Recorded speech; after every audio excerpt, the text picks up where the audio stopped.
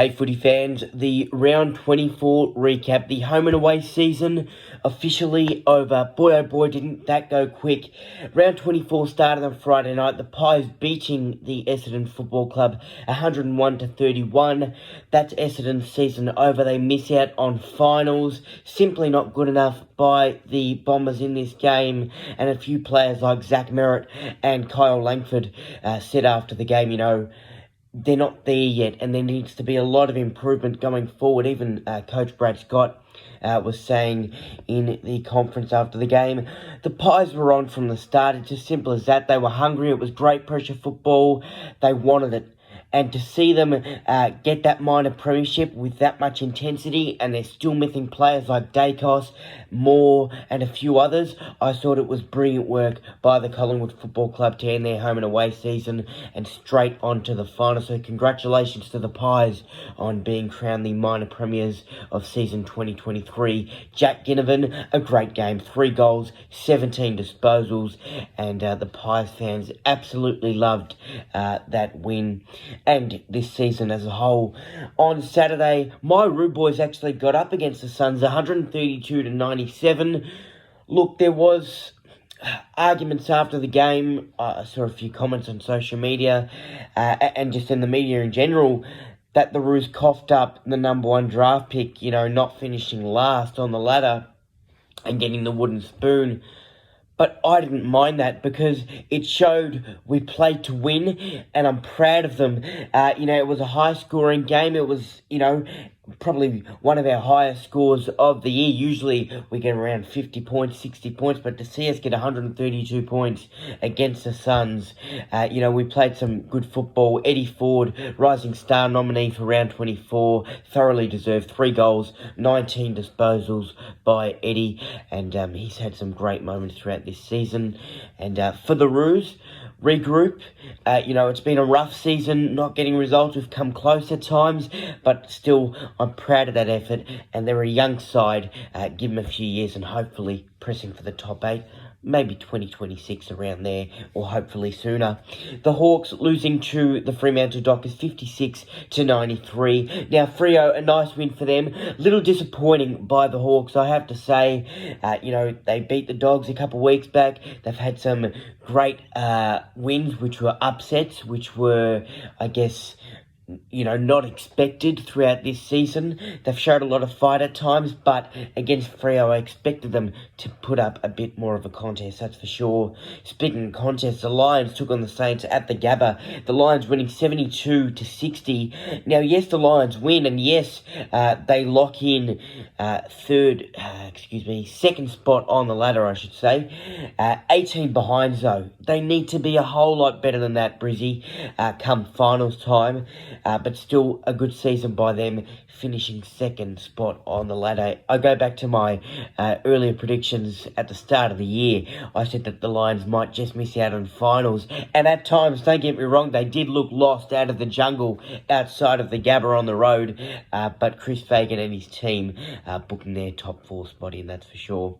The Cats took on the Dogs. The Cats losing at the Cattery 79-104, so the reigning premiers, not the best of seasons, I have to say, to back it up from a premiership. And it's going to be a new era because we're seeing players move on, including Isaac Smith, who played his last game against the Dogs on Saturday night. 36 disposals, 1 goal, 947 metres gained. Definitely left it all out there in his last game of his career. Also, Sam Menengola was said goodbye to football, playing his last game as well. 2 experienced players who have given so much to the footy world and so many memories. So all the best to those 2 boys in the future. The Cats, they were just having fun out there, especially for players like Smith and Menengola. And just to see them having fun and mucking around at times, you could say, the Dogs struggled at times to fully gain control of this game, and it wasn't until pretty much that last quarter or so when they started to kick goals and wrap this one up. So the Doggies were in the 8 at the end of Saturday night, and they did have that hope, and they were relying on the Giants game on Sunday, which we'll get to a bit later. But for now, let's talk about the Eagles, who took on the Crows later on at Optus Stadium on Saturday night. 78 to 123 the scores.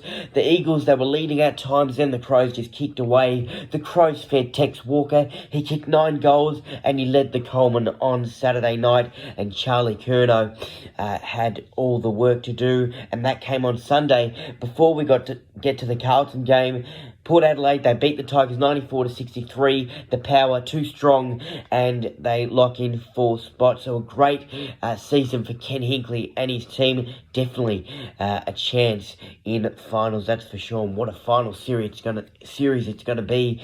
The Tigers, on the other hand, inconsistent at times, you have to say, but they did show glimpses of good football. Players like Taranto, Dusty, etc. Let's see if they can feed off that in the next couple of years. The Swans took on the Demons, and the Swans losing 56 to 77. The Demons, they played some really nice football, and although 4 spot was locked in for them at the time, they still played to get the win. Unfortunately for the Demons, though, really sad news with Jake Melksham being ruled out for the rest of the season and the next probably 12 months or so with an ACL injury. So a real shame that Jake Melksham will miss out on finals. Then we got to the game. The final game of the home and away season, the game that decided the top 8 and the game that decided the Coleman Medal winner of 2023. The Blues losing to the Giants 73 to 105. The Giants lock in 8th spot. They played pressure football. They knew it was do or die, and they did. Well done to the Giants on the road. Stephen Canelio's 200th game in front of his nonna, in front of his wife, in front of a few Giants fans who made the trip down. So great to see that support from them. It was just a great win by the Giants. They're an underdog. They're a bit of a smoky, I reckon, in the finals, so all the best to them. For the Blues, on the other hand, yes, a loss, but they still play finals, the first time in 10 years, so that drought's over for them. Well done to the Blue Baggers, and all the best to them in this final series. And Charlie Curnow wins the Coleman Medal, goes back-to-back for season 2023, so well done to Charlie, and a great effort by Tex Walker, who had that lead, but it was just for Saturday night because King Charlie gets crowned the Coleman Medal winner for another season. And what a season it's been for not only him, but the Carlton Football Club. They had a rough start to the year. Their fans turned on them a little. They lost a bit of faith. And then Carlton have a great winning streak, and they lock their spot in the finals. And what a final series it will be as we head into Isaac's GMP of the round. Hopefully this sticks around for the final series. Well, I guess players just got to deliver, especially goals and marks. My goal of the round goes to a Saint in Brad Crouch. Mason Wood, desperation. Love to see it. He kept it in, fisted it backwards, kept it alive. The Saints were clean, and that play was just perfect by the Saints. Ended up going to Brad Crouch, who nailed the dribbler straight through the middle sticks. They put up a good fight, I have to say, on the road, but just falling short in the end. Nonetheless, they still play finals football. My mark of the round now. It was really tough to pick a good mark of the round, and throughout this season, I've been struggling at times to find one because you just don't see those, bizarre ones as often as you used to in the game of football. Bailey Williams, a nice grab, a tiny bit of elevation, I have to say. It was a good mark over the Adelaide Crows player in Lockie Gallant. Look, not many outstanding marks, as I said, but Bailey Williams, I'll give my mark of the round to him for this one. And that wraps up season 2023 for the home and away games. My player of the round, Nick Larkey, 9 goals, 21 disposals, 11 marks, 2 tackles, 2 onside 50s, 441 metres gained, 16 score involvements, 71 goals for this season. And why that catches my eye, being a North Melbourne fan and seeing this team struggle at times, that's for sure, not getting the results, but Nick Larkey to step up, be Mr. Consistent, be that key forward.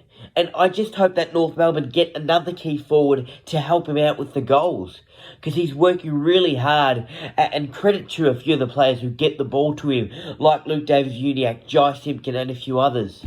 Well done to Nick Larkey on a great season. It's been a fantastic season, and that's why he deserves my player of the round for round 24. Gee, I can't believe it's over, folks. Bring on the finals. The first qualifying final is on Thursday, the 7th of September. Enjoy the week off because finals football is going to be like no other. That's for sure. Get the popcorn ready. We're set for a fantastic show. The Pies up against the D's to kick off the 2023 final series. If you haven't already, check out my Instagram and Facebook for my AFL finals predictions. I actually did that video during the Giants and Crows game at halftime, so I went the early Crow. Luckily, it paid off and the Giants got the win. Check that out. I'll probably post it on my YouTube as well. And make sure to drop your predictions in the comments. As always, gotta love footy. That recap, and you want to see more of my content, remember to hit that thumbs up, like, comment, and hit that red button down there that says subscribe. Much appreciated. For more content, follow me on my Facebook page and also my Instagram page.